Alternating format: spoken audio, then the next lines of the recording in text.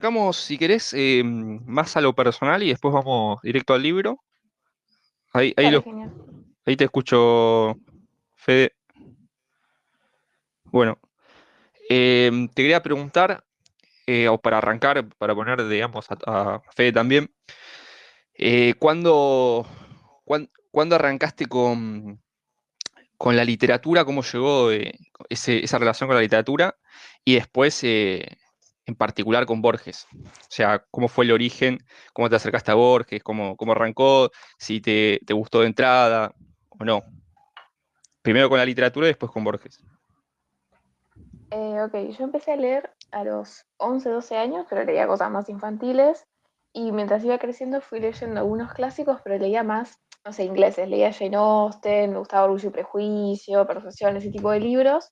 Y a Borges lo leí por primera vez a los 15 16 años, porque me llegó una edición del Hacedor. Y la primera vez que lo leí no me gustó. O sea, no me disgustó, pero como que no lo entendí. Sí, Tampoco creo que era la mejor primera lectura de Borges porque era el hacedor y después de más grande siempre me dijeron, no, tendrías que haber empezado con ficciones, tendrías que haber empezado con Aleph. El hacedor era una lectura un poco más, no sé, menos atractiva para una chica de 15 años, creo yo. bueno, arrancaste con Pero los poemas, entonces. ujú, Viste que generalmente arranca con sí, los cuentos. con los cuentos, claro. Y sí, arranqué, me acuerdo mucho del hacedor que empezaba con Lugones, que hacía como, eh, nada, tuvieron una relación como medio conflictuada y ellos dos. Y él como que crea una imaginación donde Lugones como que un poco lo quiere a Borges. No sé Sí, si sí. ubican de lo que Gran estoy hablando, prólogo. cuando comienza la hacer. Gran prólogo, sí, bueno, Sí, son grandes los prólogos de Borges, pues después él arma su libro de prólogos, es genial cuando los compila. sí. Nunca se había demorado en los goces de la memoria, las impresiones resbalaban por él, momentáneas y vividas. Es increíble. Sí. ¿Y ustedes cómo empezaron con Borges? Entonces, con la literatura arrancaste Ujú. a los 12, pero ¿qué? Por tu mamá, por tu papá, por la familia. ¿Cómo fue? Sí, leían un poco. A mi casa había algunos libros, a mí me daba curiosidad y después yo empecé a pedir. Creo que encontré mucho por internet, de leer de una cosa, después quería leer otra y Mirá, otra, como iba así, iba saltando de una cosa a la otra, iba pidiendo los libros y después un poco fui yo la que en mi casa empezó a traer libros y a decir a mis viejos, che, miren, pueden leer esto, pueden leer lo otro. Y algunas cosas se habían leído ya, pero era como más yo diciendo esto les podría gustar. o sea que arrancaste con la compu, digamos, te ibas a una compu y descargabas PDF por ahí. Sí, muchísimo. En realidad todavía leo muchísimo en la computadora y en el celular. O sea, más que impreso a veces. Sí, sí. ¿Y qué te guías por alguna lista de internet o lo que te pintaba, digamos? No sé, también me acuerdo, ahora estaba pensando, me acuerdo que miraba muchos videos, o sea, veía como reseñas o cosas así. No, listas no, no recuerdo listas. Mira, Quizá blogs también. sí, Había bastantes blogs, gente que escribía, que reseñaba. claro. Entonces, tu primer acercamiento a Borges no te gustó mucho. Y después, ¿cuándo dijiste, sí, bueno, ahora más o menos lo agarro? Y hace unos cuantos 5 años teníamos 18 y decidí que quería leer a Borges, pero que bueno, iba a empezar por lo que me habían estado empezando a recomendar, ficciones. Entonces yo justo en realidad mi primer buen acercamiento con Borges fue ficciones. O sea que el primero, así que leíste, ya más grande, fue Ficciones. ¿Y ahí sí te gustó en esa otra lectura? Sí, totalmente. Sí, sí, ficciones a mí me Mira, fascinó, lo releí un par de veces y después de ahí pasé a La Aleph, el libro de claro, arena. todos los cuentos. Claro, Bien. ¿Y después la poesía también te gusta, o no? Porque viste que Borges como sí, creo. poeta, mm, Sí, hay gente que no le gusta muchísimo su poesía. A mí me gustan más sus cuentos, pero a veces leo poemas de Borges. La otra vez compartí Los Justos, ese poema me encanta. sí, Me gusta El Golem, hay un par de ah, cuentos que me gustan, de poemas que me gustan. el que siembra un jardín como quería Voltaire, el que descubre con Sí, placer sí, alguna etimología, dos empleados en el ese. sur que juegan un silencioso ajedrez, el que premedita una... Ujú. así. Sí, sí, empieza a enumerar, pero es Sí. precioso, es hermoso. Sí, la enumeración es un gran recurso literario de Borges. De hecho, en los cuentos lo hace todo el tiempo y en varios poemas además. Sí, también. Y no sé si, a ver si está Ludens. Vos, Ludens, querés contar tu relación con la literatura. de Origins y tu relación con Borges. Dale, dale. ¿Cómo están, chicos? ¿Todo bien? Todo bien. Todo ¿Todo bien. bien? Yo arranqué con Borges de No, una no, para. manera... Arrancá por el género y después por la especie. Está bien que Ya arranqué con los cuentos. Borges se ha convertido en el género, pero arrancá primero por la literatura y después por Borges. Bien, bien. Claro, que la otra vez hablamos directamente de Homo Ludens. Mm. Eh, con la literatura, en realidad a mí me pasó que en el secundario me encontré y fue un poco por casualidad. No vengo de casa con biblioteca, ni mis abuelos tenían, así que fue un poco encontrarme con la literatura y la suerte de una profesora que me la acercó de una manera muy generosa. Entonces, ahí empieza mi relación con la escritura, con la literatura, con la lectura también, y fueron años de mucho biblioteca de la escuela. En el momento en el que yo estaba cursando, los planes de lectura solían llegar, pero no se abrían, quizás por desconocimiento, por no saber qué contenían, y la verdad que eran planes de lectura con unos libros tremendos, ¿viste? Así que ese fue mi acercamiento a la literatura. Después, ya de grande, entré en lo que fue la universidad. Y ahí, en la facultad, me topé con Borges. Pero como iba a la facultad de Filosofía y Letras, Borges estaba mal. Era como, ¿por qué lees a esto? Lo cual, cuando salí del circuito académico de esos primeros años, hubo un enojo muy grande de mi parte, porque era, che, loco, ¿por qué no pude Pe- leer esto pero, con otros? pero ¿por qué no estaba mal? ¿Por la cuestión política de Borges? O yo me Por acuerdo, la cuestión, exclusivamente por la cuestión política. O sea, ah, no había un recurso literario, no había un recurso, o sea, una justificación de... Era exclusivamente, porque encima en ese momento, en la facultad que yo iba, que era la de letras de acá de San Juan, sí, estaba muy con la literatura chilena. Era como que todo era literatura chilena mirá, y como que ocupaba mucha densidad en los planes de estudio y Borges era eso, era leer un gorila. Así que realmente fue como un enojo, hasta que bueno, en la misma curiosidad y autodidacta, me lo volví a encontrar y me lo volví a encontrar aparte con amigos y con gente, creo que Farreta fue uno de los primeros que escuché, después con la última página profundicé y ahí dije, acá hay algo que se me ha quitado a mí. O sea, yo lo viví casi como una reparación histórica, leerlo a Borges. mirá. Sí, yo recuerdo en la facultad que cuando yo estudié Derecho, y no sé, la literatura era perder el tiempo. O sea, se tenía como... ¿Cómo estar leyendo literatura? El que militaba en política te decía, no, lee otra cosa, lee algo más, como un ensayo, digamos, ¿no? Entonces la Claro, claro. literatura siempre tenía mal precio, no había una cosa con Borges por una cuestión política. Y, esta semana estuve publicando citas de ficciones que le pega a los comunistas. ¿Qué te iba a decir? Así que, y después, entonces con Borges arrancaste de grande y ¿te gustó de entrada o no? Sí, pero porque creo que ya venía todo, con toda esa ayuda, todo ese andamiaje que otros me habían presentado para entrar en Borges. Igual no es complicado. Creo que en una materia de letras leí las ruinas circulares y hicimos un par de análisis, ¿viste? Sí. Pero sí, me gustó mucho y me gustó mucho más cuando un amigo de la nada me presentó El jardín de los senderos que se bifurcan y me lo leyó con tanta humildad, o sea, fue como, es un recuerdo que tengo muy lindo de yo ir a la pensión donde él estaba y que esa tarde, nada, nos pusimos a fumar y él un rato se dedicó solamente a eso. Y creo que fue uno de los momentos donde la literatura se acercó desde la intimidad, pero también desde el acompañamiento. O sea, es un recuerdo que tengo de ese amigo muy, muy lindo, y de ese cuento específicamente también.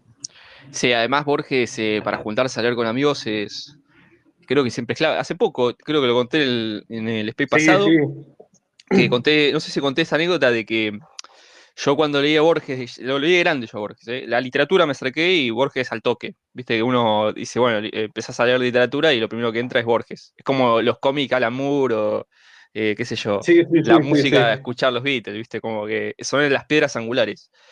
Y, y recuerdo que cuando hace un par de semanas que nos juntamos con ahí, está Marcos ahí, lo invité a hablar, no sé si quiere hablar ahora. eh, Nos juntamos a leer a Borges con unos amigos y yo dije, había contado que, no había contado, pero yo cuando leía a Borges allá por los 20 años, había leído todos los cuentos y estaba viendo Los, me acuerdo en ese momento, y entonces una serie angular.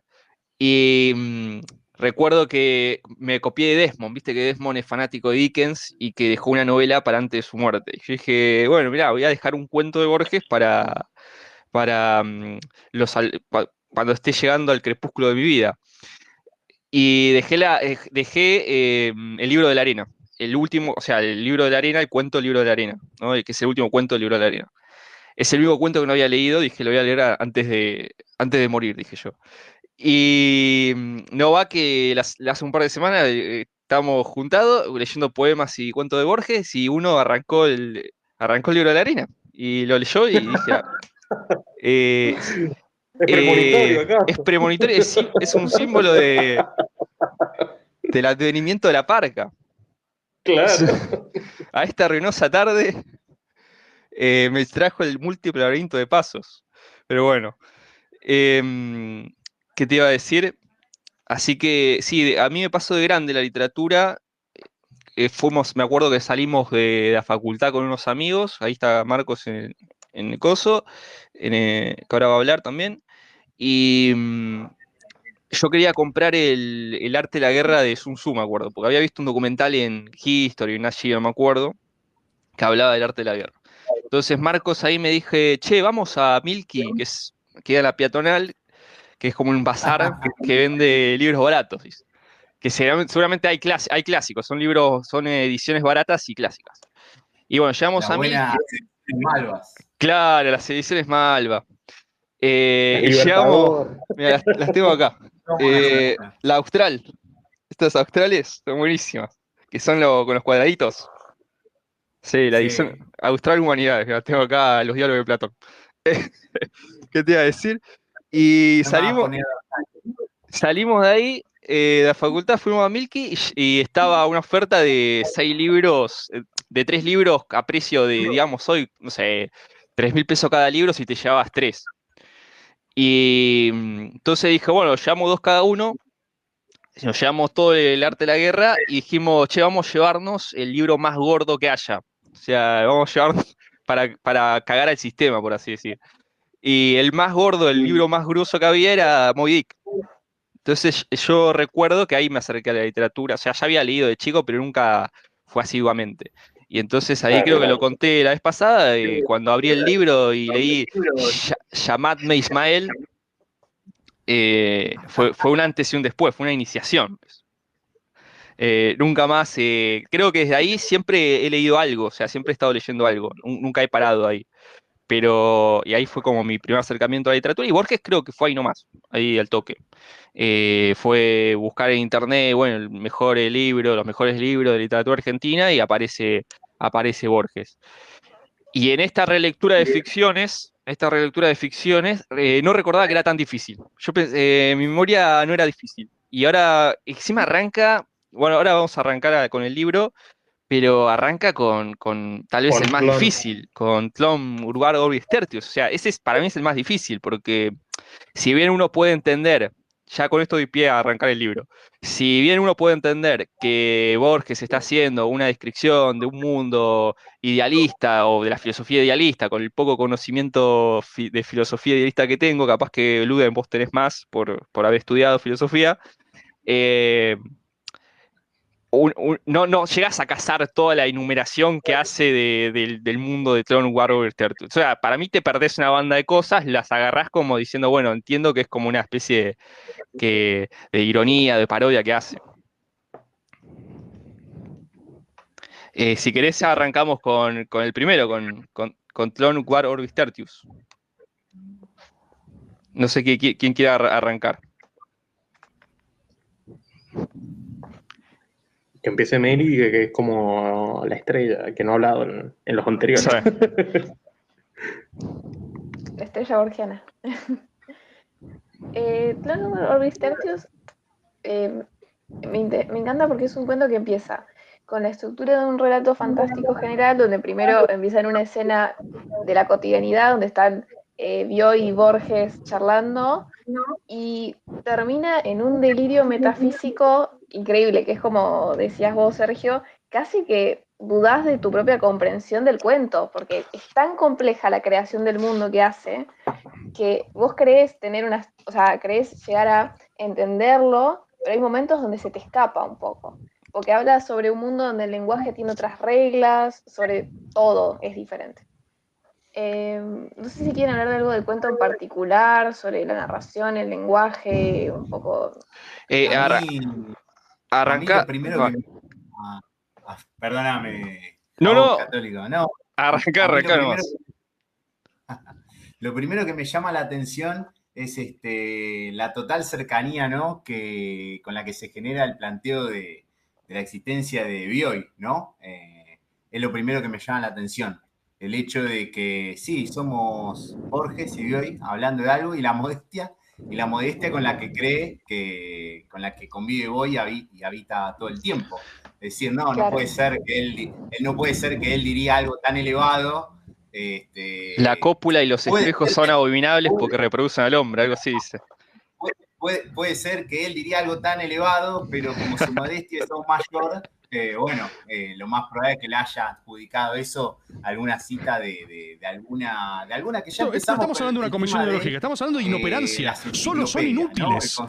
Y el gobierno puede permitirse ser cruel, porque llegó con una plataforma de crueldad. Entonces, el gobierno es cruel pero eficiente. ¿no? Ya sea las mil y una los kirchneristas le molestarán, pero ellos llorá zurdo. Ahora sí Yo me golpeé la cabeza porque me había comprado recién una edición de las 1008 de ley y la quería leer rápido.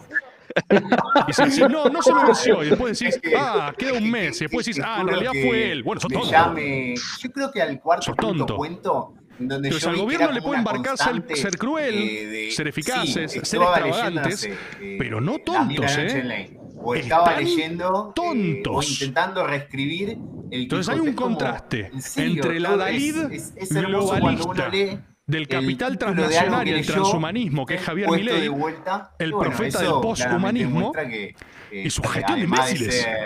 Quizá acaso es la de él, yo no estoy... el mejor lector también. Así que, nada, es uno de esos cuentos que uno empieza con cariño, porque ya que estamos remontándonos un poco a donde uno entró en lo literario, para mí fue Bioy, ¿viste? Yo arranqué antes por Bioy que por Borges. Yo también soy del ABC, Adolfo Bioy Casares. Sí, el ABC no es Borges y Cortázar, sino que Adolfo Bioy Casares. Y es recontra menguado, la verdad que me sorprende porque es haciendo un paréntesis en Borges, a Bioy le podés entrar en cualquiera y le entras tan fácil y no sé qué pasó en el medio que quedó tan relegado, porque para mí tiene todo lo que puede tener un escritor aparte de ciencia ficción. El chabón escribe tremendas novelas y no sé, no es algo que circule en los círculos académicos de lengua.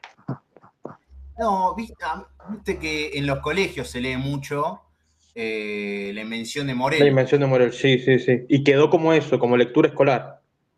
Claro, y queda como eso, como un mero cuento a veces de ciencia ficción, cuando literalmente podríamos profundizar un poco más y es tanto más filosófico que no es solamente eso, ¿viste? Ya del mismo abarcamiento de la cuestión de la dualidad cuerpo y alma constante y la cuestión de la invisibilidad, que ahora arranqué hace poquito El Señor de los Anillos, así que estoy en modo... Quiero encontrar la invisibilidad en todo, ¿viste?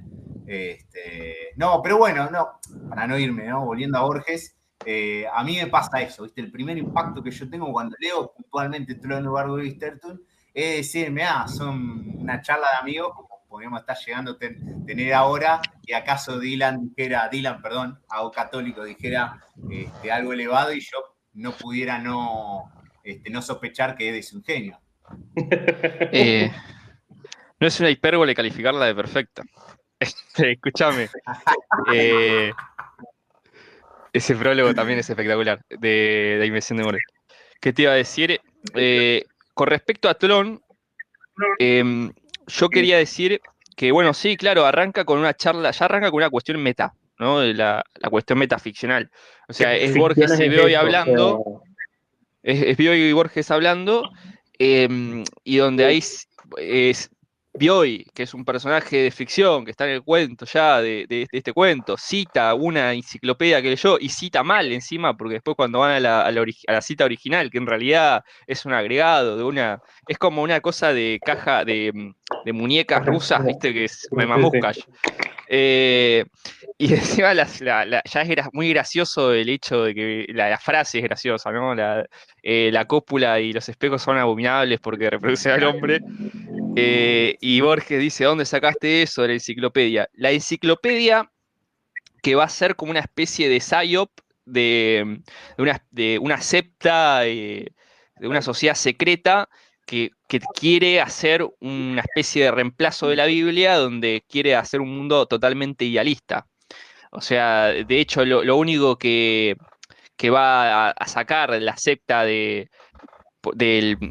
ese clon, de ese mundo fantasioso idealista, va a ser el cristianismo, ¿no? Viste que son medio masones, viste esa cosa medio siglo XIX. De hecho, la enciclopedia es muy del siglo XIX, ilustrado, decimonónico. Y es particularmente curioso, ¿no? Esa idea de ultraidealismo, porque, bueno, la posmodernidad, puedo decir que un poco la que vivimos hoy, es una especie ya de ultra idealismo, ni hablar las redes sociales, ¿no? Que es cómo las redes sociales interfieren cómo algo que sucede en Internet termina interfiriendo en la realidad y se termina como metaforfoseando todo, digamos. Sí, es hasta inclusive inaguantable. A mí me pasa mucho cuando doy una mano en las clases de filo, allá en la facu, que escucho mucho depende, ¿no? Todo depende. Sí. Sí, todo es relativo. Claro. Necesito más parámetros para resolver. Y hay cuestiones que, qué sé yo, quizás yo sea un poco cerrado, pero que no es necesario tantas variables como para comprender que algo es bueno o algo es malo, ¿no? Es como, pero bueno, sucede eso, que a mí siempre termino rememorando, claro, estoy viviendo un poco en Trono Orbis Tertum, porque todo es, la cantidad de monedas que hay en mi bolsillo depende si yo las encontré o no las encontré. La forma de los edificios depende del punto de vista donde yo lo miro. No, pará. Hay 4 o 5 cosas que no. Así que bueno, en ese sentido también creo que es un poco Borges observa, ¿no? Ya ese acercamiento al total relativismo y menciona, che, no sé si está tan cómodo vivir así. Y creo que quizás no depende, es útil para otros que pensemos que todo depende, que todo es relativo. Sí, a mí me hace acordar, a los viajes de Gulliver cuando van a la puta, a la isla de la puta, sí. Los universitarios ahí que dicen que también esos inventos totalmente desquiciados, ¿viste? Eso me hace acordar un poco a eso. Pero sí, esa idea del bueno, al fin y al cabo el marxismo podría ser considerado como una filosofía, si bien ellos se consideran materialista, pero como parte de un idealismo filosófico que de alguna manera trata, bueno, Marx, ¿no? Que dice, desde ahora la filosofía se encargó de describir el mundo, ahora es tiempo de modificarlo. En ciertas maneras, esta enciclopedia británica y este mundo de Tlön es una especie de, como digo, una especie de operación gramsciana o de, sí, de Escuela de Frankfurt, qué sé yo, que empieza a través de la narrativa, a tratar de modificar los cimientos del mundo establecido. Por eso digo que Justamente es recontra actual.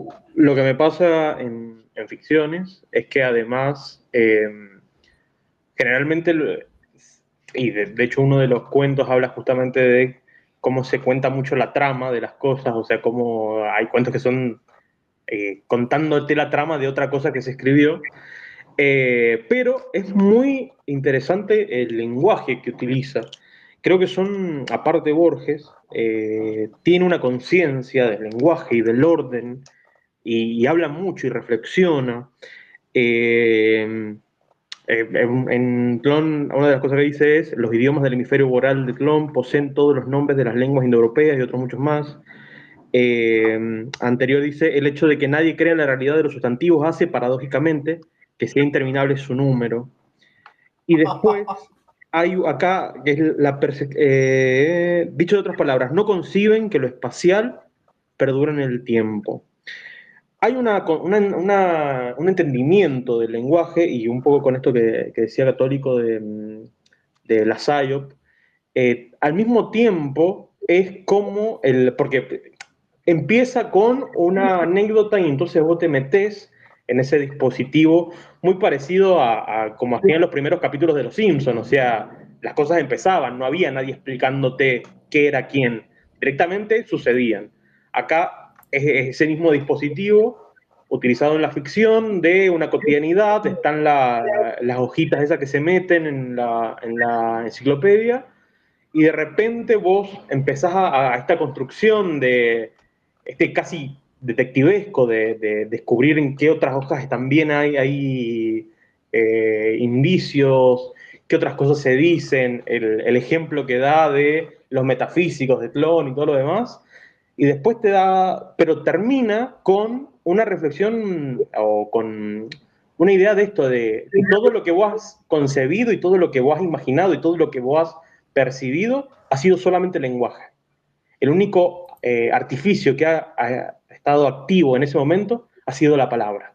Y eso para mí es la conciencia de lo meta. O sea, todo este recorrido que vos has hecho solamente se ha armado con la combinación de los 23 símbolos que conforman el abecedario, nada más. Y es como, amigo.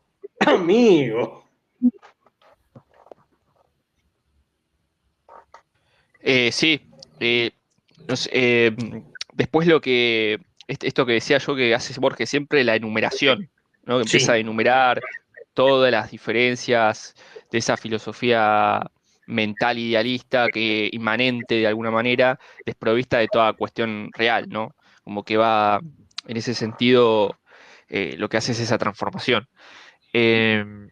No sé si Meli querías decir algo.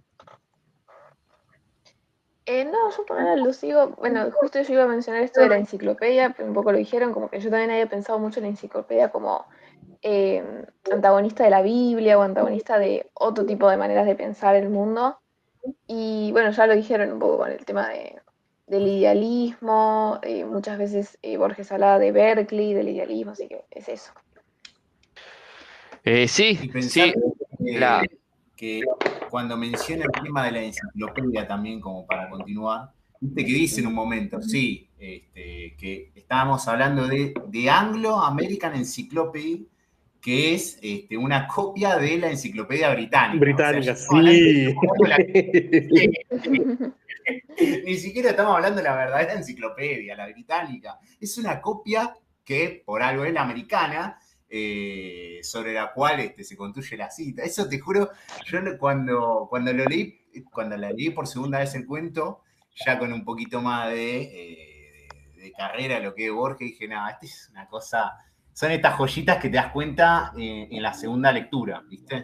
Cuando sí, la segunda lectura. Que incluso la frase de Bioy, la cita de Bioy es una cita maldicha, o sea, fíjate cómo También. se va desconfigurando a través de la cita, una copia de la copia. Sí. ¿Cómo se apellidaban lo del cuento de San Marcos, del Evangelio según Marcos? Los Grut. No. Sí, que se va deformando, como una especie de... Claro. Son como la degeneración son la degeneración de la enciclopedia. Claro. Y un poquito, podemos decir, la enciclopedia como la degeneración de la Biblia, ¿no? También, sí, bueno, claro. justamente es otro tema que Borges toca y hasta el cansancio, es el tema de las sectas, ¿no? De las sociedades secretas y de los gnósticos, y estas herejías y todo lo demás. La idea del gnosticismo, de que el mundo en realidad es un simulacro, es una ilusión, que es también tocada en esa época del siglo XIX, o esa idea del entronamiento de la diosa razón, más que la razón, la racionalidad, y ese intercambio de sacar, sí, la Biblia, si se quiere, por poner una enciclopedia. Hoy podríamos decir Internet en general, ¿no? Hoy capaz que encontrás un blog perdido en Internet que cuenta un mundo, y eso se va expandiendo poco a poco, y después se termina pasando que eso se convierte en la realidad. Todavía estamos más en un mundo idealista o del simulacro, que ese que contaba Borges, que hasta ese momento todavía era analógico. Pero también esta idea de que del gnosticismo y del siglo XIX como una época donde aflora todas esas sectas, los masones, pero también hay una cantidad de sectas de ilustrados que afloran en esa época. Y no solamente Borges, porque, bueno, Borges ya fin del siglo XIX, siglo XX, pero Art va a tener un libro también de esoterismo. Borges va a citar hasta el cansancio la Kabbalah, las herejías gnósticas. Creo que, si no me equivoco, bueno, ni hablar Marechal, ¿no? Que lector de Guénon. O sea, como que había un clima de época, incluso en el siglo XX, de todas esas, de todo el esoterismo y de toda la cuestión simbólica. Bueno, Murena también, en Argentina, y bueno, Borges medio retoma esa posta. Bueno, no sé si quiere pasar al siguiente cuento. Pasamos. Bien, viste acá dice: escribió la imaginaria comunidad de la Rosa Cruz, que otros luego fundaron a imitación de lo prefigurado por él. O sea, siempre hay como una copia de la copia. O cómo la literatura termina influyendo en la realidad, que se va a dar en todos los cuentos esos. Como de alguna manera o el arquetipo, en todo caso, la historia va a configurar luego el suceso. Bien, el siguiente cuento es el acercamiento al Mostacim. ¿Quién quiere empezar? Meli, ¿querés arrancar vos? Yo iba justo a decir algo sobre eso. Yo tengo una edición de ficciones que no incluye ese cuento, bueno, Borges te habla varias veces sobre ese cuento, que también a veces se llama ensayo o pseudoensayo, se refiere a él de distintas maneras, y no lo tengo justo en esta edición. No sé si sabían ese dato, que él originalmente lo incluyó y después lo sacó. Decidió que no quería que fuera parte de ficciones y lo incluía a ver si puedo encontrar el nombre, en otro libro. Sí, es cierto. Si igual lo pueden comentar un poco. Yo al cuento ese lo leí por primera vez ahora, porque en mi edición de ficciones que había comprado no está. ¿Tampoco? Se va directamente a Piermenal, y lo leí ahora. Nunca lo había leído. No estará acá en la enciclopedia. Es nuestra enciclopedia, claro. Está perdido en una enciclopedia, muchachos. Cuento inédito de Borges. Bueno, sería genial que hubiese habido una primera edición de ficciones donde lo incluya y después en las siguientes no, para crear una suerte de cuento perdido. Yo estoy igual, no lo tengo a ese cuento. Mira. De hecho, la primera vez que escucho. Yo lo leí ahora para hablar acá, y la verdad que en una noche de Islam que se llama La Noche de las Noches, se abren de par en par las secretas puertas del cielo, y es más dulce el agua que en los cántaros. Si esas puertas abrían, no sentía lo que sentí esa tarde que leí el cuento por primera vez. Yo pensé que ya había leído todo. Increíble, ¿no? Yo, para mí, continúa del Quijote. Mirá, Está bien, pero... Claro, yo también, Pierre Menor. Bueno, lo comento yo, no sé si lo leíste vos, Luden, ¿lo has leído? Sí. Me sorprende que. Porque esta es la edición de MC en la que está. Y que es como la clásica. O sea, es como que estoy re sorpresa con que haya ediciones en las que no está el cuento. Sí. Habrá que decir a Penguin Random Little House, porque yo aquí en de bolsillo no tengo. Sí, el cuento, para decirle un poquito la trama nada más, es corto. Básicamente es uno de estos cuentos conceptuales de Borges, estos cuentos donde Borges ensaya el argumento, la posible redacción de un cuento futuro, ¿no? Es decir, en realidad es una novela que tiene 3 comienzos y puede ser un final, ¿viste esos cuentos conceptuales de Borges? Pero bueno, Borges lo narra. Lo que yo estoy haciendo con el cuento Borges lo hace con el cuento de un supuesto escritor, de una manera mucho más bella que lo que estoy haciendo yo, pero por eso también es muy meta, porque ya de entrada lo que tipo está como cuando un amigo se junta con otro, che, leí esto y es así, y asá, y el argumento es Es este. más, Bueno, eso lo hace Borges de una manera bella, ¿no? En este cuento, lo que también propone es como que está enojado porque dice, la primera versión que se sacaron pocos ejemplares y era muchísimo mejor que la segunda parte, que se imprimió mucho más, pero es que la que la gente conoce, o sea, también está, el chabón hace una crítica y se compromete con ese libro que no existe. Claro, lo que hace también es una especie de 2 libros, un libro que se corrige después. Pilet Guedala es el autor del At the Approach al Mutasain, que es el acercamiento al Mutasim, que básicamente él cuenta el argumento de que es un tipo, un joven hindú que estudia ateo, que estudia en Inglaterra, que un día vuelve a la India y en un carnaval conoce a un hombre que es tremendamente vil, asqueroso, por así decir. De hecho, hay una frase muy linda que dice: arguye que el rencor de un hombre tan minuciosamente vil importa un elogio. Y que este hombre vil, digamos, desagradable, tiene un rasgo de bondad, tiene un rasgo de luminosidad, tiene un rasgo de Dios, por así decir. Entonces el tipo desarrolla la teoría de que este hombre, tiene ese pequeño rasgo de grandiosidad, debe ser porque conoció a otro que le dejó ese rasgo. Y ese otro es una especie de Dios. Es como que Dios está ahí dando vueltas. Y entonces lo que va haciendo el tipo es ir rastreando a través de hombres que más se aproximan a ese. Entonces cada hombre del cual el Almostazín, Almostacín, que digamos sería como una especie de Dios en la tierra, cada hombre que el protagonista va conociendo es más bueno, hasta llegar al final, que es al Motacín, ¿no? Y Borges va contando este argumento, no de la manera que yo lo cuento, de una manera mucho más bella, por así decirlo. Yo les voy a leer una parte en la que utiliza ecuestre como adjetivo y me parece la forma más bella.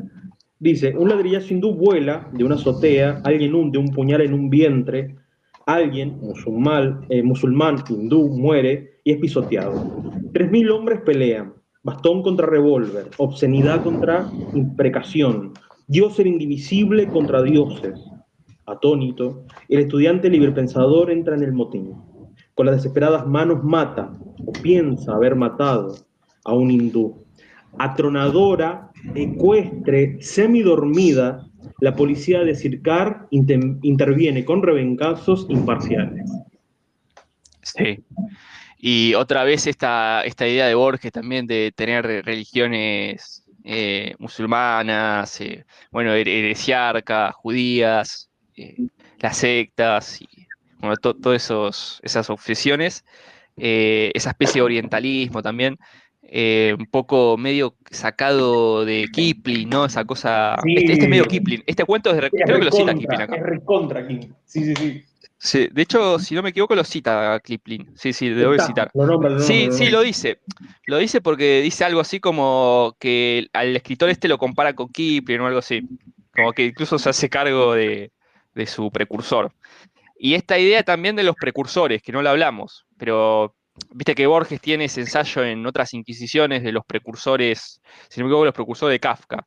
Que y creo que también hay otro cuento donde, no me acuerdo cuál, pero dice el que creó a Poe, que Baudelaire, que Poe creó a Baudelaire y Baudelaire creó a Malamé, y bueno, esta cuestión constante de cómo la literatura se va armando de escritor a escritor y generación a generación, y un poco es eso, ¿no? Es la búsqueda de ese arquetipo, al Mostacín, ¿no? Es como una especie de arquetipo literario que ese protagonista está buscando, ¿no? Como que está recreando a través de los sucesivos escritores, o sea, las sucesivas personas que conoce y le van pasando esa tradición. Entonces es como una búsqueda justamente de ese arquetipo original. Claro, todo eso contado como si alguien estuviera hablando de eso, un ensayo de un libro que leyó. Increíble. Exacto, sí, sí. Y después hay incluso citas, por ejemplo, hoy Meli citaba los justos, y viste que en una parte dice de los justos, el que prefiere que los otros tengan razón. Eh, bueno, en una parte, en uno de los personajes que conoce este protagonista, dice que era como tan bueno que Almotacín, un contador que no rebate los sofismas del otro, para no tener razón de un modo triunfal, ¿no? Como un rasgo bueno. Y otra parte que me reí mucho, también es muy cómico, que dice en esta cuestión de los precursores y sucesores de los escritores, dice, los repetidos pero insignificantes contactos de Ulises de Joy con la Odisea homérica. Siguen escuchando, nunca sabré por qué, la atolondrada admiración de la crítica. O sea, ya que Borges no le gustaba el Ulises de Joy, ¿no? Pero los repetidos pero insignificantes contactos del Ulises de Joy con la Odisea homérica. Que también, ¿no? Esa idea de los falsos precursores, ¿no? Porque de hecho, él dice ahí como que hay escritores que se entiende que es honroso que un libro actual derive de uno antiguo, ya que nadie le gusta, como dijo Johnson, de ver nada a sus contemporáneos. Por eso ahí lo dice en esa línea. Y después, bueno, vamos con Pierre Menard, autor del Quijote. ¿Quién arranca? ¿Marcos? Sí, a mí una cuestión que me pasa también con Pierre Menard es eso de la enumeración que vos nombrabas, ¿no? Hace tiempo, o como también podemos encontrar en Los Justos. Hay como una suerte de enlistamiento de cuestiones, y bueno, en este caso lo que es la lista de la obra visible, que, como dice Ortega en su video sobre no me acuerdo, me parece que era algo así como Borges, una revisión, denota que existe la obra invisible de Borges. Y esta enumeración que, lógicamente, uno dice, ¿qué clase de autor es este, ¿no? Que empieza a enumerar tantas cosas, tanta creación literaria que parece no tener ningún sentido. Si mal no recuerdo, creo que el que más recuerdo que digo es increíblemente gracioso poner consignar que un escritor se dedicó tiempo para hacer una monografía, si mal no recuerdo, sobre el hecho de eliminar una torre, ¿no? Y bueno, concluir que al final no resulta conveniente. Y toda la serie de ironías que contiene desde ya mismo el primer párrafo. Y la misma ironía en sí que existe también cuando se intenta sobreanalizar literariamente a lo que es en literatura textos, George ¿no? Simenon. Como inclusive llegando a que Bartés no solo el inspector menciona Maigret, que quizás la lectura novelas, ya le pertenece pero ahora sin Maigret, al lector y que, bueno, novela del destino son 140. a pero esa 140, el hecho de escribir lo mismo y que sea interpretado de formas totalmente distintas no puedo evitarme de sacarme quizás una mueca de risa, porque está totalmente librado a azar lo que uno puede interpretar. Sí, de hecho, lo que pasa con Borges muchas veces es que lo que tiene es una meta ironía. O sea, no es, muchas veces, Borges lo que tiene, que sí, es irónico, pero muchas veces es meta irónico. Entonces, no sabes si lo está diciendo como una manera paródica o haciendo un chiste, o si lo está diciendo de una manera positiva, ¿me entendés? Es porque no le podés detectar muchas veces lo que dice, pues es meta irónico. Entonces, cuando una persona es meta irónica, no sabes si está hablando en serio, si ascribe a lo que dice o en realidad está siendo irónico, parodiando o jodiendo a otro, a esa opinión, digamos, ¿no? Luden, ¿querés decir algo de Pierre Menard? En Pierre Menard lo que me encanta es la premisa de escribir algo que ya existe, pero no copiándolo. O sea, es como un truco de magia que tiene que salir, y los análisis que hace de las oraciones que pone. A mí me da mucha risa este cuento. Es como, para mí es muy gracioso porque está todo esto de esta persona, sin haber vivido lo de Cervantes y sin haber vivido en el tiempo, va a escribir el Quijote. Es hermoso, o sea, es como una premisa. Hay que leer la Constitución. Es que realmente es contradictorio a lo que sucede después en la... Se llama la biblioteca, ¿no? El cuento. No sé si está en la biblioteca de Babel. Exactamente, sí. Viste que tiene como muy presente la paradoja, ¿no? De qué pasaría si ponemos a 100 simios a escribir durante toda la eternidad. Es totalmente lo contrario a eso. Es totalmente imposible e inverosímil que alguien de un tirón y encima sin ser el mismo pueda escribir algo igual. Cosa que contradice totalmente lo que uno podría llegar a pensar que en una eternidad, bueno, tarde o temprano, bien o mal, terminás escribiendo el Quijote. Pero en una vida humana, sin siquiera inspirarte, no solamente eso, sino que lee todo lo que hizo Cervantes y después se lo olvida para poder hacerlo por motu propio. Sí. Que aparte, la operación de eso es copiar y pegar el libro para llegar al mismo resultado. El tema es el proceso.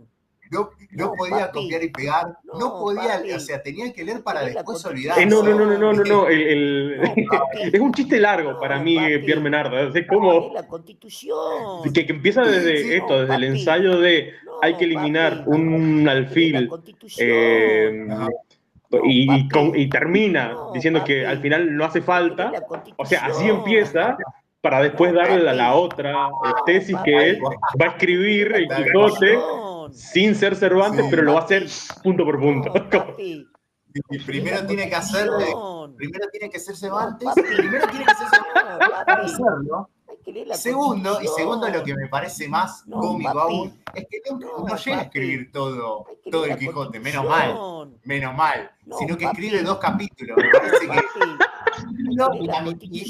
queda el otro por la mitad, o sea, no le alcanza la vida para intentar escribir el Quijote de... Si fuera inmortal. Claro, si fuera inmortal quizás llegaría, pero y ni siquiera logra escribir el primer capítulo. Es que arranca por no sé, por decirte el 14, el 15, es como... ¿Qué sentido tiene empezar el Quijote por el capítulo 14? No, entendiste mal, porque en realidad Pierre Menard escribe todo el Quijote. El tema es que él como que lo destruye y solamente quedan esos capítulos dando vuelta. Pará, lo voy a tener que... A ver, sí. Chequealo. Meli, ¿querés decir algo de Pierre Menard? No, esto mismo, que es un cuento que a mí me divierte un montón. O sea, no es de esas, no busca emocionar en ningún momento, al revés, provoca la risa. Y es como esto mismo, de que como es meta ironía, es muy difícil entender en el fondo qué quiere decir Borges. Creo que simplemente se quiere reír un poco de toda esa solemnidad de la teoría y la crítica literaria. Y me gusta mucho una parte cuando dice: el método inicial que imaginé era relativamente sencillo. Conocer bien el español, recuperar la fe católica, guerrear contra los moros o contra el turco. Sencillo, re sencillo. Olvidar la historia de Europa entre los años 1602 y 1918. Bueno, es genial, la verdad que es fantástico. La Constitución. Sí, de hecho arranca, a mí me hace reír mucho, esta Henry Bachelier dice en un catálogo falaz que cierto diario cuya tendencia protestante no es un secreto, ha tenido la desconsideración de inferir a sus deplorables lectores, si bien estos son pocos y calvinistas, cuando no masones y circuncisos. Y cuando no masones y circuncisos. Después tiene lo del, me gusta mucho cuando dice lo del ajedrez. Dice un artículo técnico sobre la posibilidad de enriquecer el ajedrez, eliminando uno de los peones de torre. Menard propone, recomienda, discute y acaba por rechazar esa innovación. Y después dice otra cosa también de la crítica, dice, Menard, recuerdo, declaraba que censurar y alabar son operaciones sentimentales que nada tienen que ver con la crítica. Y después, bueno, eso que dice Marcos, que dice Ortega, ya estamos haciendo también metacitas, la subterránea, la interminable, la heroica, la impar. O sea, pasamos a la obra invisible de Menard. Que bueno, ahí es donde dice que esto también es gracioso, ¿no? Que lo que dice Meli, como que jode a la crítica diciendo, por ejemplo, otro fragmento. Otro es uno de esos libros parasitarios que sitúan a Cristo en un bulevar, a Hamlet en la Cannebière o a Don Quijote en Wall Street. Como todo hombre de buen gusto, Menard abominaba de esos carnavales inútiles, solo aptos, decía, para ocasionar el plebeyo placer del anacronismo, o lo que es peor, para embelezarnos con la idea primaria de que todas las épocas son iguales o de que son distintas. Y bueno, después va esta idea de que hace todo ese recuento de cómo Cervantes, la misma frase, digamos, la misma transcripción del Quijote, al ser escrita muchos años después, termina significando otra cuestión, que ahí dice la crítica, es tremendo lo que escribió Menard, porque la influencia de Nietzsche, y no, claro, y la concepción de la historia, la misma frase, pero con otra concepción de la historia, cambia totalmente, ¿no? La verdad cuya madre es la historia, émula del tiempo, depósito de acciones, testigo de lo pasado, ejemplo y aviso de lo presente, etc. Y después dice, una doctrina es al principio una descripción verosímil del universo, giran los años, un mero capítulo, bueno, en fin. ¿Algo más de Pierre Menard? Sí, a mí me pasa que entro en duda, como bien decías al principio, en torno a lo irónico, cuál es una verdadera ironía y cuál es un pensamiento totalmente acorde a lo que él sostenía, es el hecho ese, ¿no? Cuando decís, uno no quiere caer en escribir, a ponernos, no sé, a Odiseo en Palermo, ¿no? En definitiva, no sabemos si en realidad lo defenestra o si de verdad... O lo actualiza, claro. Claro, o en todo caso le está haciendo un encomio, ¿no? Porque realmente el cuento en sí, Pierre Menard, autor Quijote, me imagino que no estará celebrando que una persona esté escribiendo 2 veces la misma historia, porque eso sería contradecir, sería hasta inclusive contradecirse a sí mismo, porque está todo el tiempo retomando otras historias y reversionándolas, poniéndolas en otro sentido. No, y algo que... Sí, y creo que también hay una,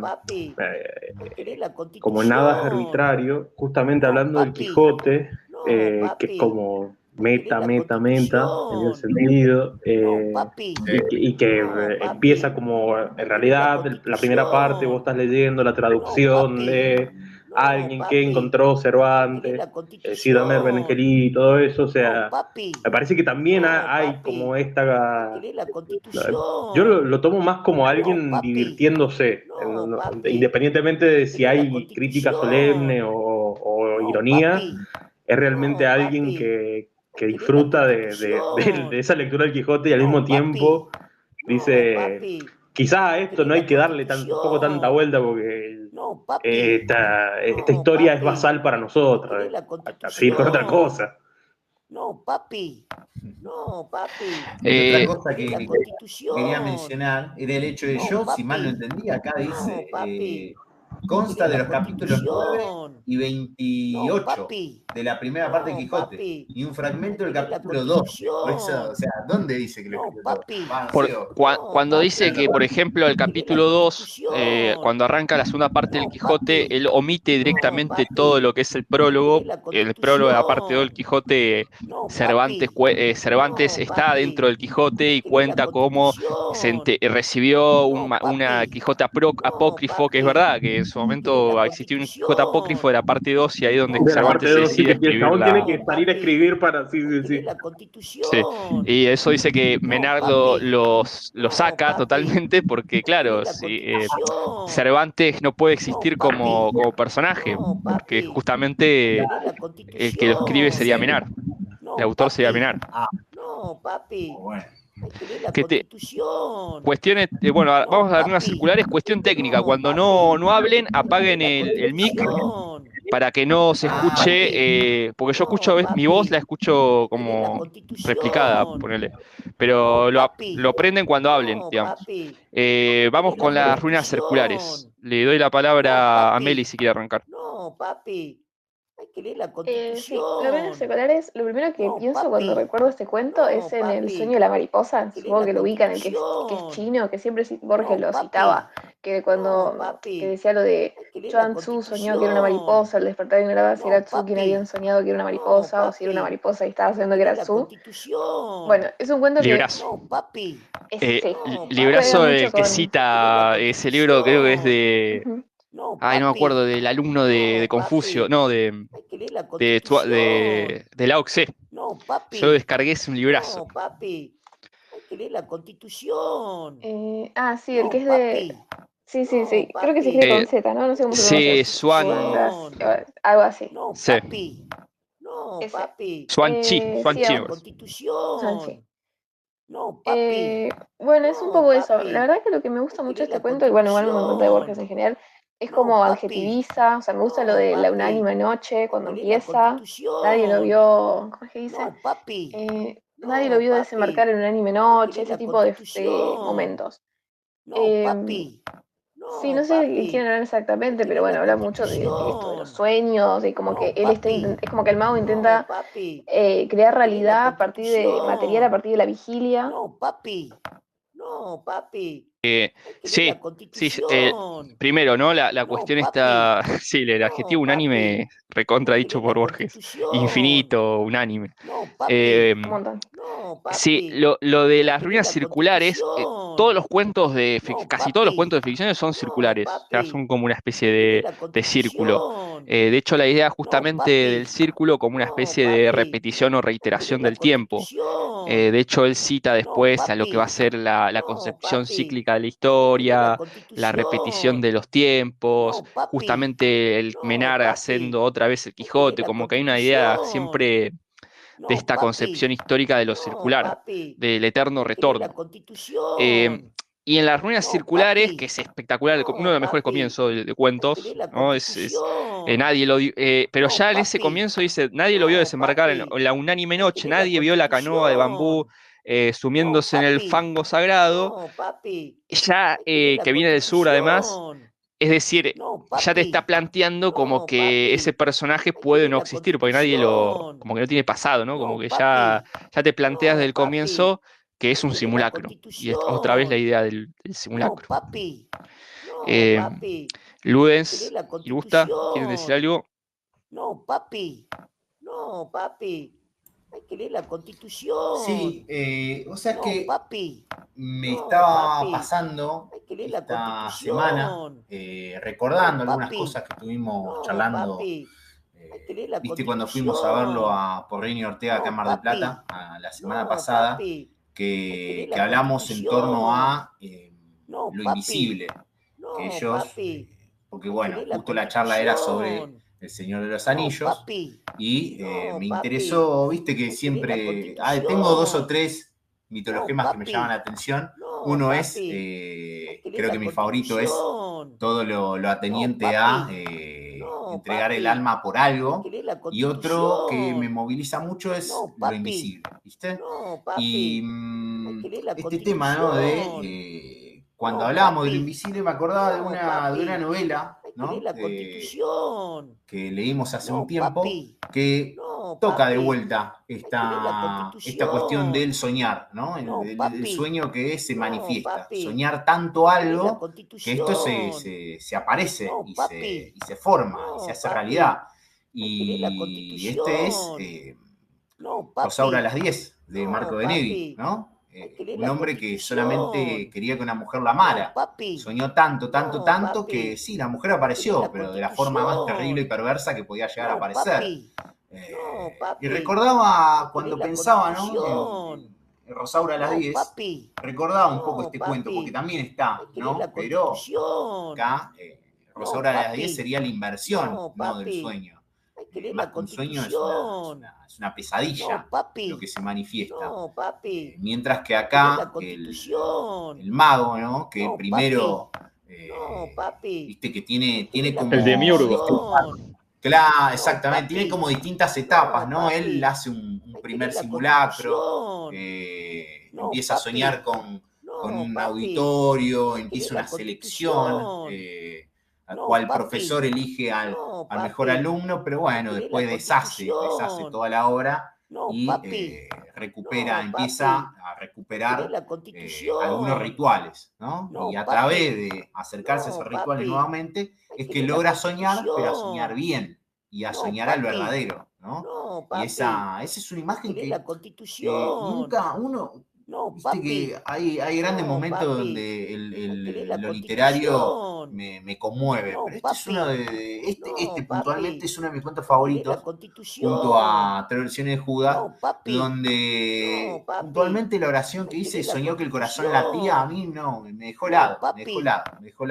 Entonces, recordaba este cuento justamente por eso, ¿no? Porque sí, soñar puede ser un camino para crear algo, algo bello en lo que te sucede, pero bueno, también está la inversión de eso, que es concebir una pesadilla, como lo es Rosaura, ¿no? Que mismo las hijas de, no me acuerdo cómo se llamaba la pensionista, dicen, sí, es Rosaura, es parecida, tiene sus rasgos, pero se la nota cansada, se la nota engentada, se le nota que algo le pasó, ¿no? Entonces, no es igual.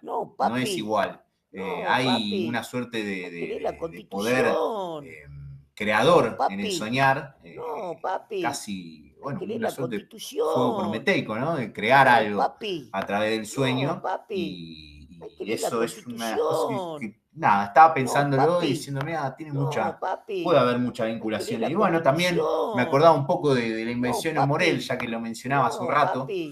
El tema, ¿no? De alguien que llega bueno, no es precisamente una isla, pero sí hay todo un contexto, ¿no? Medio selvático, donde hay gente que no te ve, o que te ve pero vos no lo ves. Y algo así como el fugitivo de la invención de Morel. Nada, tenía esa pequeña reflexión en torno a esto, y uno de los cuentos que me ha logrado llamar la atención, por lo menos al principio. Sí, hay una relación, una analogía se puede hacer con el arte mimético, ¿no? La literatura o cualquier arte que implica la mímesis, que es justamente, ¿no? Ir formando, bosquejando esos personajes o ese cuento. Es decir, el cuento a su vez que se está haciendo, es decir, que Borges va escribiendo Las ruinas circulares, ese escritor o ese demiurgo, ese creador que está justamente creando ese personaje, es un poco va creando el cuento, digamos, ¿no? A lo largo del cuento se va creando el mismo cuento. También hay una cuestión ahí hay una cita de Julio Valderrama en Introducción a la Poética, que dice que hay una mesa circular donde hay gente discutiendo que Shakespeare escribe dentro de la concepción isabelina y bla, bla, bla, y que no sé qué, y Borges en un momento toma la palabra y dice, pero no se olviden que Hamlet es en realidad un sueño de Shakespeare. Y otra cuestión ahí es donde también Hamlet ve dentro de que esto también lo dice Borges, si no me equivoco. Hamlet ve dentro, ve la obra de Hamlet hecha dentro de la obra, digamos. O sea, cuando para descubrir al tío que asesinó a su padre, hace la obra de Hamlet dentro de Hamlet. Y ahí es donde se da cuenta que es el asesino, ¿no? Y esta idea de autoconciencia que tiene el tipo de la reunión circular es que se da cuenta de que si él puede crear a alguien, también él puede ser creado. O sea, el arte en todo caso denota la tragicidad de la existencia. O sea, uno se da cuenta de su finitud. Es la vida y sueño de Calderón, ¿no? Sueña el rey que es rey y vive con este engaño, mandando, disponiendo y gobernando. Y en el viento escribe y en ceniza le convierte la muerte. Bueno, desdicha fuerte que nadie que intente gobernar sabiendo que ha de despertar en el sueño de la muerte. O sea, como que el arte, en todo caso, que es una mímesis de la realidad, nos hace entrar en conciencia de nuestra propia tragicidad, que nosotros también, en todo caso, somos el sueño de alguien, ¿no? En este caso de este mago, ¿no? De Miurgo. Y que de alguna manera esa cuestión de las ruinas circulares. Luis, ¿querés decir algo? Cortito, a mí la enumeración del final, a mí me interesa mucho el Borges en su relación con el lenguaje. Más allá de la enciclopedia y de la cantidad de data que tira, me conmueve, al igual que Marcos, con esto de cómo utiliza el lenguaje. La última, con lo que cierra, es la enumeración de acciones, de verbos y de estados. Con alivio, con humillación, con terror. Comprendió que él también era una apariencia, que otro estaba soñándolo. Esto de primero el alivio, después la humillación y al último el terror, es como que me da tanto, viste, del contexto o sea, de todo el mundo que nos presenta, de las acciones, de cómo va mutando, pasa a ser primero alguien que no tiene identidad, después un demiurgo, después le dice mago, o sea, cómo lo va nombrando, esa transformación, la mutación que hay dentro del mismo cuento y que termina con este estado de primero esa tranquilidad de que no depende de mí, después esa humillación de quizás el esfuerzo, porque se vacía hasta el alma, dice, para que ese sueño se manifieste, y después el terror de la incertidumbre. Y darse cuenta de que otro lo está soñando, para mí es como... Hay un laburo del lenguaje que por eso el español es tan increíble y por eso nuestra lengua tiene el potencial que tiene. Porque en esta enumeración, en este orden, en la forma en la que está ubicado el lenguaje, te genera tanto, es tan potente que nada, es como repetir la confirmación del increíble escritor que es Borges. No, papi, hay que leer la Constitución. Y hasta inclusive me pasa que, ya que lo enumerabas, ¿no? Que no sé por qué pienso o por qué imaginaría que si yo escribiera Ruinas Circulares lo hubiese consignado al revés. Sentiría primero terror y después sentiría el alivio, ¿no? Pero en este caso, justamente, y que debe ser lo que más te interpela, que suceda al revés. Primero siente el alivio y después vive en un implacable terror, ¿no? Y es como terrible leer la palabra, bueno, terror, horror, el horror, ¿no? De habitar un mundo en donde podría ser simplemente una persona que ha sido soñada. A mí, yo tenía ganas de leer ese pequeño reglón que es lo que realmente me moviliza cuando dice que raras veces soñó durante ese periodo, no reparó en los sueños. Para reanudar la tarea, esperó que el disco de Luna fuera perfecto.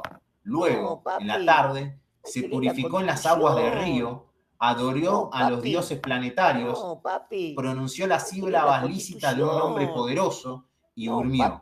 Casi inmediatamente soñó que un corazón latía, ¿no? Es la idea de que el método que estaba utilizando hasta aquel entonces para crear, creando así una suerte de multitudes y filtrando, en vez de abocar condensar todo su poder onírico en un solo sujeto y hacerlo bien.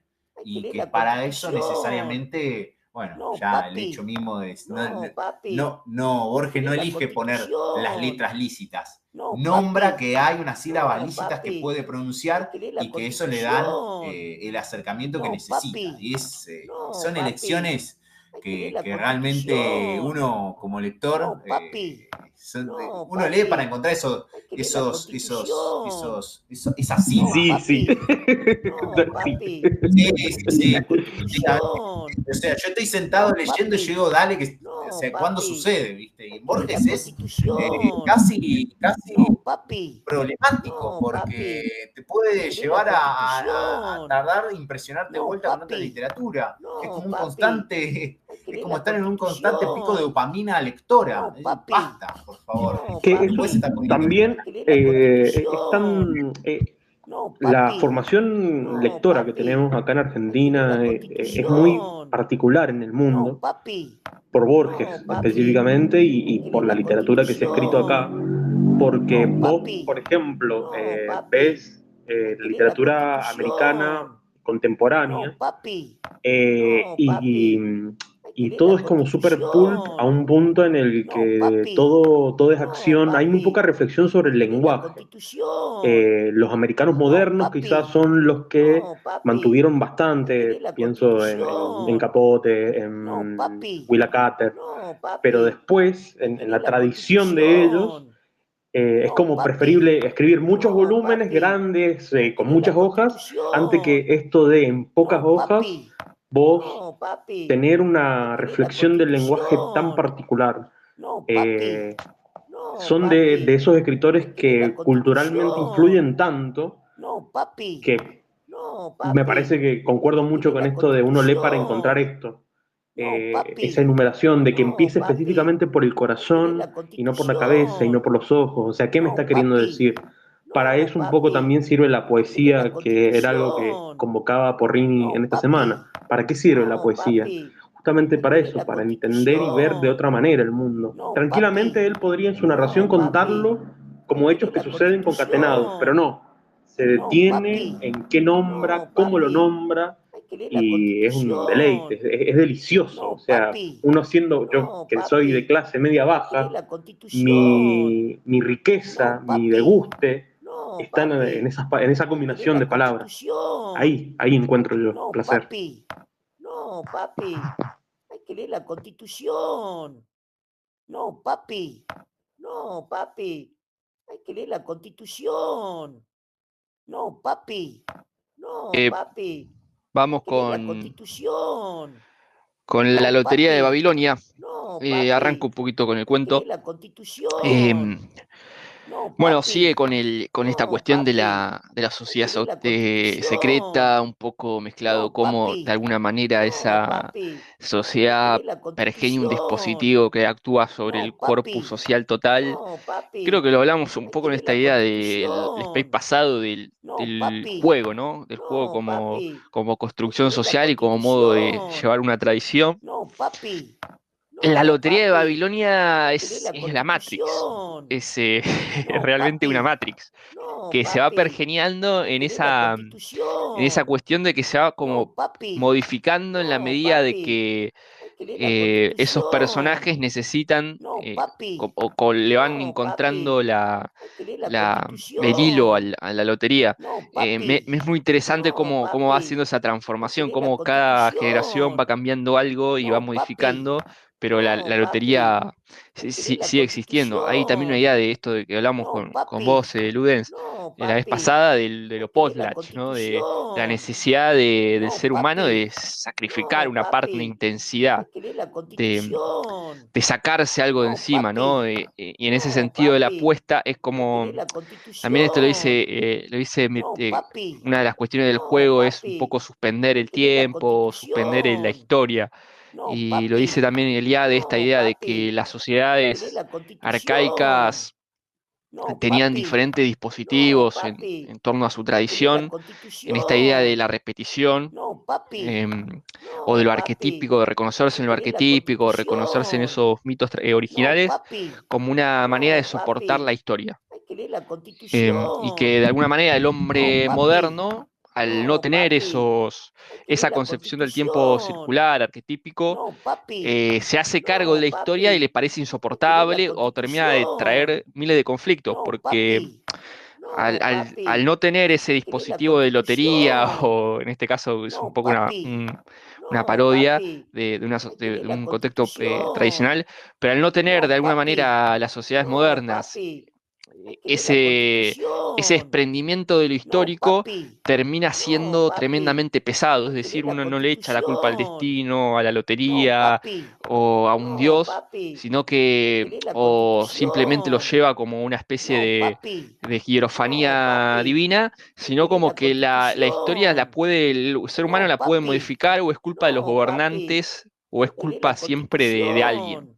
O sea, y se produce una psicosis colectiva en ese sentido, porque cae un rayo, me acuerdo en Mar del Plata o en Villa Gesell una vez cayó un rayo y todo el mundo se puso loco y le echaba la culpa al intendente, como, ¿cómo no va a caer un rayo? Tiene que poner parrayos en la playa, una locura.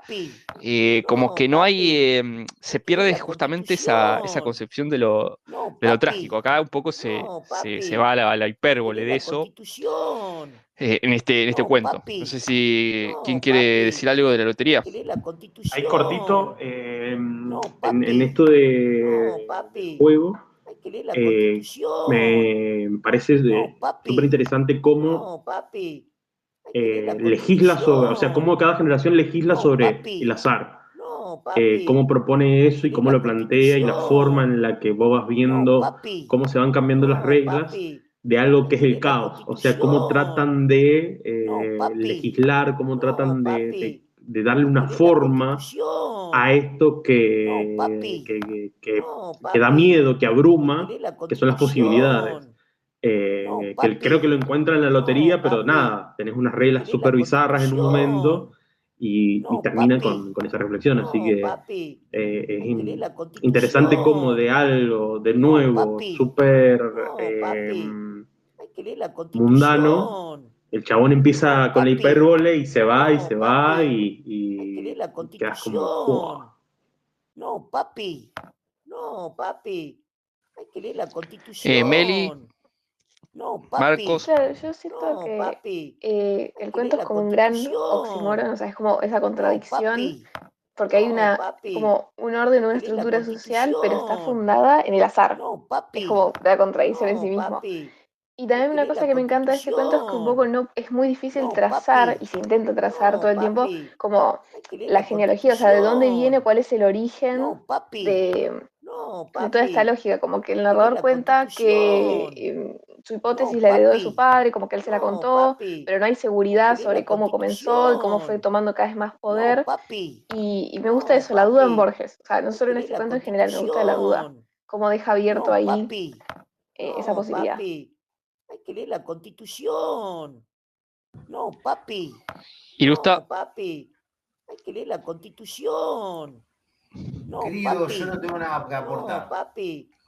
Bueno, yo quería retomar la frase que cité muy mal, que saqué del libro de Valderrama, lo cito textual ahora, en relación un poco a los cuentos, en general, no a Borges, en general. Dice, Feynman cuenta una anécdota de su juventud. En una mesa redonda se analizaba el Hamlet como una obra esencialmente política dentro de la concepción renacentista. Cuando terminaron los otros, Borges dijo, quisiera decir una cosa, Hamlet también era una parte del sueño de Shakespeare. Esto es, hay otra cosa más importante en Hamlet, y esto apuntamos cuando decimos que debemos centrarnos en lo poético. Como dijo un crítico inglés llamado Smith, cuando estoy viendo Hamlet, lo que veo es a alguien que está viendo a mí, que me está viendo a mí, y me hace descubrirme a mí mismo, me pone frente a un espejo, y eso es lo que importa. Un poco, creo que todos los cuentos de Borges son un poco eso, ¿no? Sí, papi. sí, lo que tiene también ¿Querés la una cuestión de la Constitución? Biblioteca de Babilonia, No, antes papi. de pasar al siguiente No, cuento, papi. es ¿Querés la justamente en ese Constitución? dispositivo social que es la No, lotería, papi. que, a ver, No, la lotería papi. puede ser el Estado, de ¿Querés la hecho, la lotería te manda Constitución? preso, hay como una No, analogía papi. entre esa compañía No, que idea papi. ¿Querés la la lotería y el Estado. Constitución? O sea, lo que está de alguna No, manera parodiando papi. Borges es un sistema No, social, ¿no? papi. Eso puede ser una iglesia, ¿Querés puede la ser un Estado, puede ser Constitución? justamente No, eh, papi. nos No, expresa de una papi. manera ¿Querés la monstruosa o Constitución? hiperbólica, como No, también papi. nosotros estamos No, jugando papi. cierta manera, ¿no? ¿Querés la Lo dice Constitución? Huizinga, ¿no? El derecho es un No, juego, que es un papi. sistema No, papi. diseñado supuestamente ¿Querés en la la razón, pero hay muchas cuestiones Constitución? agonales, No, papi. todo dispositivo No, político, la papi. democracia, el ¿Querés la sistema partidario es también como un Constitución? juego. Entonces No, creo que papi. Borges va por ese lado, me No, parece también. papi. O sea, como que de ¿Querés alguna la manera en esa Constitución? parodia No, de Estado papi. lotería, No, papi. termina siendo un ¿Querés sistema la social diseñado Constitución? No, que papi. nos hace también, nos No, papi. pone nuestros ¿Querés la sistemas sociales, nos los pone Constitución? como más No, papi. presentes, ¿no? Al No, fin y al cabo la papi. sociedad tiene mucho de ¿Querés la juego. Bueno, es un poco Constitución? vayan al space que hicimos No, papi. con Luden No, la semana papi. pasada. Nos ¿Querés la estaríamos repitiendo. Constitución? Y No, después, bueno, papi. viene examen de No, la obra de papi. Hervin Quinn, ¿Querés la otro de los... Constitución? fíjate que ya este es No, el cuarto o papi. tercer cuento No, que hace papi. ¿Querés la un examen de las obras. Lo Constitución? hizo con Pierre Menard, lo No, hizo también con papi. Almostacín, No, ¿no? Como que va papi. haciendo ¿Querés la un examen de las Constitución? obras, o sea, con No, mucha papi. meta No, ficción papi. metacrítica o ¿Querés la metaensayística. Constitución? No, Que papi. acá habla No, papi. de este ¿Querés la supuesto escritor Herbert Constitución? Quinn, No, que bueno, papi. No, que murió hace papi. poco y ¿Querés la va haciendo Constitución? diferentes cuentos No, papi. conceptuales, va No, narrando papi. ¿Querés la como esta idea Constitución? de que Quinn No, dice que papi. la No, literatura tiene que papi. asombrar. ¿Querés la Una de las cuestiones Constitución? poéticas es justamente el No, asombro, ¿no? papi. No, Y que de alguna papi. manera toda ¿Querés la literatura que no sea Constitución? asombro, un poco No, la papi. desecha. No, Y va papi. haciendo ¿Querés mención la de, bueno, Constitución? de estos No, cuentos papi. laberínticos, No, este papi. cuento que tiene el ¿Querés gráfico la de un comienzo Constitución? que puede llevar a dos No, posibilidades, que puede papi. llevar a su vez dos No, posibilidades, un papi. poco pronunciando ¿Querés la incluso lo que va a ser el Constitución? jardín de senderos que se No, bifurcan. papi. Em, No, papi. o ¿Querés la esta Constitución? literatura casi, también No, esta papi. idea de que lo hicimos, ¿no? No, Esta idea de papi. meta-ironía, ¿Querés la de hasta qué Constitución? punto Borges no se está No, burlando de papi. ciertas novelas, No, tipo, qué sé yo, papi. Rayuela de Cortázar, por ¿Querés la ejemplo, o el Constitución? 62 Modelo para Armar, No, ¿viste? papi. Esas novelas No, papi. ¿Querés la vanguardistas o qué sé yo que se Constitución? daban en ese No, tiempo. papi. No sé No, si quieren decir papi. algo a alguien. ¿Querés la Constitución? No, papi. No, papi. ¿Querés la Constitución? No, papi. A No, papi. mí me pasa ¿Querés la también Constitución? como esto que No, contabas papi. No, papi. de un poco ¿Querés la de casi comedia, porque Constitución? aparte No, papi. No, papi. es tan detallado ¿Querés la el recorrido que hace Constitución? por No, las papi. obras de cómo deberían No, leerse, que papi. para mí es ¿Querés la otro de esos cuentos Constitución? No, que papi. tienen una No, comedia papi. o ¿Querés la ese tono Constitución? de No, chiste, papi. eh, No, un papi. poco hablando de esto, ¿Querés la Constitución? más No, cómo papi. se enfoca una No, obra papi. estructuralmente ¿Querés antes la de qué es lo que está diciendo Constitución? o cómo está No, escrita. papi. No, Incluso papi. después ¿Querés la se retoma a sí Constitución? mismo, No, papi. cierra con No, las ruinas papi. circulares, es ¿Querés la como Constitución? un comediante, es el No, papi. Borges que se gigea. No, papi. ¿Querés la Constitución? No, papi. No, Bueno, papi. si ¿Querés la no, Meli y Marcos, Constitución? No, papi. pasamos al otro, No, papi. a la biblioteca ¿Querés de la Babel. Constitución? Eh, No, papi. bueno, No, la papi. biblioteca de Babel, ¿Querés la bueno, este es Constitución? espectacular. No, papi. No, El lunes papi. fui a ver El ¿Querés Brutalista, la el lunes pasado, fui a ver El Constitución? Brutalista, No, papi. esta película que está No, nominada al Oscar de papi. Adrian ¿Querés la Brody, y he Constitución? citado este cuento. No, Dice en una papi. parte un personaje No, papi. ante una ¿Querés la biblioteca que arma este arquitecto, Constitución? dice, No, me hace papi. recordar un cuento No, donde papi. había una biblioteca que ¿Querés era la infinita. Constitución? Eh, No, Y bueno, esta biblioteca que está formada por hexágonos con libros infinitos que de alguna manera se van repitiendo, que esos libros a su vez tienen el destino de los hombres y que muchos van a buscar esos libros y aparecen muertos. Como una suerte también, ¿no? de parodia social, de cierta manera. No sé si alguien quiere decir algo de la Biblioteca de Babel. Hay que leer la Constitución. No, papi. Sí, no, más que nada. De hecho, en el anterior no pude aportar porque ni recordaba haberlo leído. Así que bueno, quizá cuando cortemos ya dentro de poco me tendré que retirar. Me pego repasada porque eran 3 páginas nada más. Y bueno, te juro no lo tenía ni de nombre. Pero respecto a la Biblioteca de Babel, que habíamos nombrado un poquito antes, cuando estábamos charlando sobre lo que es la idea, ¿no? De la hipérbole de una persona intentar escribir en una sola vida lo mismo, ¿no? Como es el Quijote. En este caso, claro, nos plantea lo contrario, que tiene mucho más sentido. Encontrar en una biblioteca infinita todos los libros posibles. Y Borges, cuando toca el tema, ¿no? del infinito, me parece que siempre logra abordarlo de formas totalmente que a uno, ¿no? lo logran convencer de que existe un infinito, ya sea una memoria infinita, ya sea escribir lo infinito por una sola persona, o encontrar en un lugar lo infinito, o que un libro contenga lo infinito.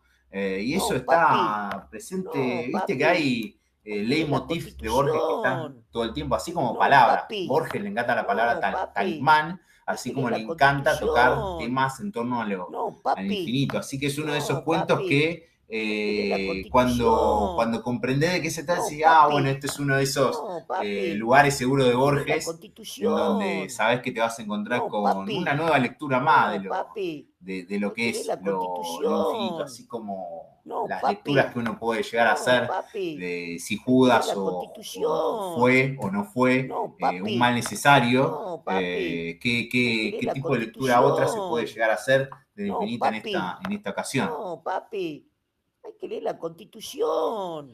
Sí, a mí me hace caer mucho de risa. Esta dice la historia minuciosa del porvenir, las autografías de los arcángeles, el catálogo fiel de la biblioteca, miles y miles de catálogos falsos, la demostración de la falacia de esos catálogos, la demostración de la falacia del catálogo verdadero, el evangelio gnóstico de Basilides, el evangelio gnóstico, el comentario de ese evangelio, el comentario del comentario de ese evangelio. O sea, esta idea de mamuscas que tiene constante, ¿no? Sí, que es insoportable, porque uno cuando va a una... hoy en día, más que nada, va a una biblioteca y hay de todo, ¿viste? Es insostenible los catálogos que uno puede llegar a encontrar en los libros que en su vida va a leer, pero existen. Todo lo que uno... Ya hoy en día uno puede... Todo lo que se te ocurre, no hay nada nuevo bajo el sol. Creo que es la máxima comprensión de que no existe nada nuevo ya. Que todo lo que vos te puedas llegar a imaginar, ya algún tipo ya dedicó su vida entera para escribir. Así como Pirmenal el Quijote. Hay que leer la Constitución. En este cuento, lo que me pasa a mí es como de esos en los que te podés perder a nivel de lecturas y lecturas. Y que creo que trascienden a nuestra literatura criolla y directamente pasan a la humanidad, porque la vez que este planteo se plantea y se trae en otras obras, sobre todo de ficción o en otros autores, específicamente, y nombrándolo a la Biblioteca de Babel, creo que justamente es un cuento tan laberíntico en esto de cómo habla del infinito y las posibilidades, que aparte pone unas reglas. Dice, no sé, hay un momento en el que dice, es la combinación de los 24 símbolos que es vastísimo, pero no infinito. Después habla de que en esta biblioteca no hay dos ejemplares iguales. Y después habla de que en esta biblioteca tiene que haber un libro sobre la biblioteca. Y entonces es como que en este juego de las cajas chinas, de las masmushkas, te empezás vos mismo a meter como si fuera una especie de Inception, o sea, es el infinito adentro del infinito adentro del infinito, que son de esos cuentos en los que yo por lo menos salgo cansado, porque es como que hay tanto y tenés que volver para atrás y es un cuento fangoso para moverse, es lento para transitar. Sí, también esta idea de reflexión de la lectura, en el sentido de que uno cuando lee un libro ve una cita y de esa cita va a otro libro y de ese otro libro te cita y así cita. De hecho, ¿cuántos libros uno lee después de leer a Borges? De hecho, acá está la idea de, un poco lo dice incluso expresamente, ¿no? La tautología, algo así dice, cito de memoria, pero a ver, creo que lo veo acá. Acá, hablar es incurrir en tautologías, dice, ¿no? Es un poco eso. Pero otra cuestión, esta idea de las 25 letras y el nombre de Dios y eso que está buscando, esa cosa cabalística que tiene, que bueno, justo por leer a Borges ahora empecé Gershon Scholem, que es un estudioso de la Kabbalah y del judaísmo, y si lees Gershon, bueno, este libro también, este cuento particular, que es medio casquiano también, al principio sobre todo, pero a su vez esta cuestión de Scholem, vos lees Scholem y decís, o Lugones, por ejemplo, también, y decís, mirá cómo Borges agarra de acá. No sé, leía, por ejemplo, los orígenes de la cábala de Scholem, que habla de la herejía. Lo espectacular del libro, de los orígenes de la cábala, no es, bueno, sí, lo que te cuenta, la información, todos los conceptos, pero cómo está narrado, Gershon Scholem, cómo te narra ese origen en el sur de Francia, donde estaban los cátaros, y esa herejía cátara que era dualista y gnóstica, y después decís, y ahí surge en ese diálogo con judíos, la cabalística, y las diferentes hipótesis de tal autor que dice que la Kabbalah se fundó por esta fusión, y decís, esto, claro, es Borges, pero hecho en serio, digamos, porque que Scholem lo que está haciendo lo está haciendo en serio y Borges como un poco lo parodia. Borges agarra la literatura, si se quiere, de la Kabbalah, agarra la literatura no sé, los cuentos de los teólogos, por ejemplo, dos teólogos que discuten. Borges ve lo literario. Tal vez no se centra en los conceptos. Es muy posmoderno en ese sentido también Borges. O sea, el tipo ve literatura en todos lados. Ve literatura incluso en cosas que a priori no son literatura. Bueno, sí, Marcos, no sé si ya te vas o te quedas al último cuento de los jardines del sendero que se bifurcan. Si querés decir algo. ¿Es el último cuento, che? ¿Del que vamos a charlar hoy? Te consulto. No sé cómo está Meli y Lude. Yo estoy un poquito más. Pasa que también se nos hizo largo. O sea. Claro, 4 ahí. Yo estoy para el que viene y ya también me tendré que retirar por ahora. Dale, Meli, hacemos el jardín de los senderos y cortamos. Y dejamos a Patricio si quieren para otro día, porque así nos dividimos justo ahí. Dale, si no sé, después arreglamos de última la semana, vemos qué día y hacemos artificios. Así que terminamos con en otro porvenir hacemos artificios. Porque estamos hablando de verdad ya, demasiada verdad. Demasiada verdad. Demasiada verdad. El jardín de los senderos que se bifurcan es mi favorito de esta primera parte de ficciones. Es un cuento policial, de espionaje, también hay medio clipinesco, enfocado en la Segunda Guerra Mundial y en estas paradojas del tiempo, mezclado también con la literatura. Bueno, esta idea de la persecución, de cómo ese personaje oriental huye dándose cuenta que su compañero ha muerto, ¿no? Como una idea de espejo. Y bueno, y esa persecución con ese personaje Madden que lo va persiguiendo. Hay que leer la Constitución. Tengo acá muchas citas, por ejemplo, a los innumerables antepasados que confluyen en mí. De esa aniquilación pasé a una felicidad casi ayecta. Me dije que ya estaba empeñado mi duelo y que yo había ganado el primer asalto. Al burlar siquiera por 40 minutos, siquiera por un favor del azar, el ataque de mi adversario, arguí que esa victoria mínima prefiguraba la victoria total. Arguí que no era mínima, ya que sin esa diferencia preciosa que el horario de trenes me deparaba, yo estaría en la cárcel o muerto. Arguí, no menos sofisticadamente, que mi felicidad cobarde probaba que yo era hombre capaz de llevar a buen término la aventura. Esta idea de las anáforas que usa Borges es siempre espectacular. Y el tema de la cobardía, ¿no? Del héroe, de la cobardía. Siempre esta idea del valor, ¿no? Y del laberinto. Del laberinto, otro tema que Borges toca infinidad de veces. Y de la construcción de ese laberinto, bueno, expresamente, ¿no? Ese libro que es en cierta manera el laberinto. Y ese personaje que de alguna manera sale muerto de ese laberinto. No sé si alguien quiere decir. No, papi. Hay que leer la Constitución. No, papi.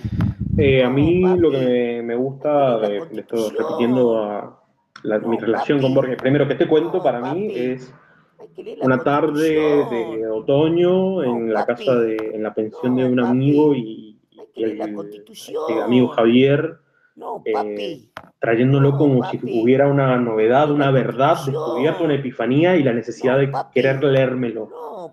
Así que este cuento le tengo mucho cariño. Y habla, no habla, específicamente me gusta mucho esta parte, que es un poco como también aprendí a leer poesía. Bueno, dice, en una adivinanza cuyo tema es el ajedrez. ¿Cuál es la única palabra prohibida?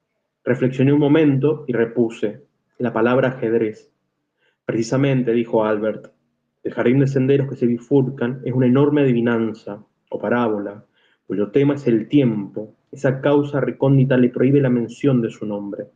Omitir siempre una palabra, recurrir a metáforas ineptas y perífrasis evidentes es quizás el modo más enfático de indicarla. Yo creo que el lenguaje poético tiene mucho de esto, de no nombrar lo que se está nombrando y que Borges, la relación que tiene con las palabras y con el lenguaje es muy de eso, de